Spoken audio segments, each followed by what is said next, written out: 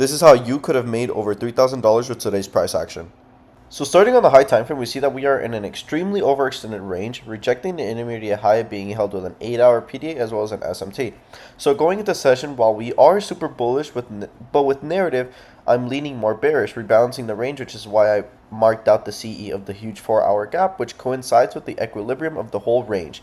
In addition, we also have an insane amount of LR at our shelf side liquidity right here. Now scaling to a slightly lower time frame, we see that we are actually in a lower time frame range. Just chopping around after feeling and respecting this 2-hour bearish PDA, confirming that bearish sentiment.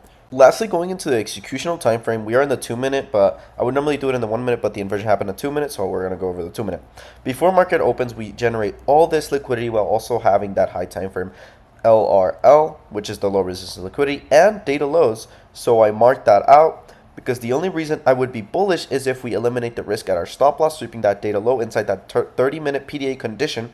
So market then opens and we edge that 2-hour PDA, which makes me fade whatever setup here formed and wanted to see how price reacted to my condition and data low. Price then edges that data low and remitigates the gap above, meaning that we are leaving and generating targets below. Sweeping that 930 high, also manipulating, getting that super nice manipulation, while having the inversion also happening at around 948, which gives us that 945 PO3 at our side to distribute towards our targets. Super cheeky trade.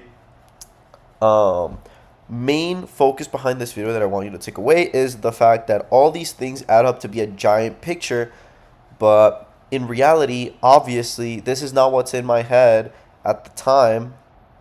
Like the big picture already formed. I just assume millions of ideas, and through confirmation, that picture gets created over time and through session until the setup presents itself, and I can already know if it's going to be a plus or not, depending on with the picture that I already built. I don't just analyze this as soon as the setup forms. The only thing I'm thinking when the setup forms is getting in as quick as I can with the right risk amount. Anything else is happening before the setup even forms. I am predicting the setup to form. The only con is that there is no true key level. That is the biggest thing about this trade, that in hindsight I do disagree with myself. Unless you use this rejection block. But most people just use this 5-minute gap from like so long ago. Although the size and CE of it, I get it. But I don't know, that wouldn't have made me get the stop hunt, so